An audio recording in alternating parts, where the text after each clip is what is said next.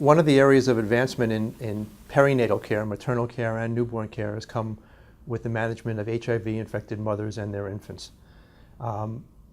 25 years ago, when HIV was first being understood, probably if a mother had HIV, her baby stood about an 80% chance of contracting HIV, and at that time, probably going on to develop full-blown AIDS. But what's happened through the last 25 years or so is that people have understood that if mothers are adequately treated, hopefully throughout their pregnancy, or at least during the latter part of their pregnancy, and if their babies are continued on treatment after birth for a minimum of about 4 to 6 weeks, that we can cut down that rate of conversion to less than 25 or 30%. And in fact, here at Plantation, I don't remember the last time we actually had a baby whose mother was HIV positive, where that baby ultimately was HIV positive. And that's a big change from many, many years ago. With regards to mothers born to drug-addicted babies, unfortunately, if mothers are narcotic addicted, their babies stand a high chance of being born narcotic addicted.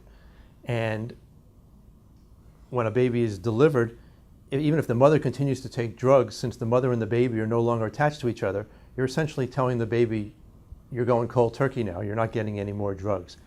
So as neonatologists, we have to be very aware of who these potential babies are, and we have to monitor them for evidence of drug withdrawal. And as they go through withdrawal, we then have to treat them with other medications, some of which are narcotics themselves, in an effort to wean them off of their drugs so that they can go on to lead healthy lives.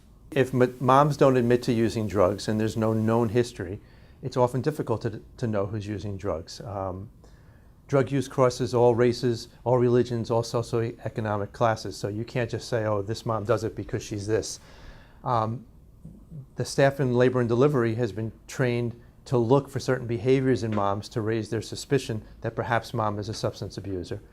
And the nurses in the nursery, as well as in the NICU, have also been trained to look for evidence in babies that perhaps they're showing evidence of withdrawal. Certain signs can be a sign of a lot of things, but for example, extreme fussiness, crying incessantly. While that could be a sign of another problem, that could be a sign of drug withdrawal. So a nurse that sees a baby that you can't soothe and calm down, that's constantly crying, that raises her antenna that maybe this is a baby who's going through drug withdrawal, and she'll start looking for other signs that are specific for drug withdrawal.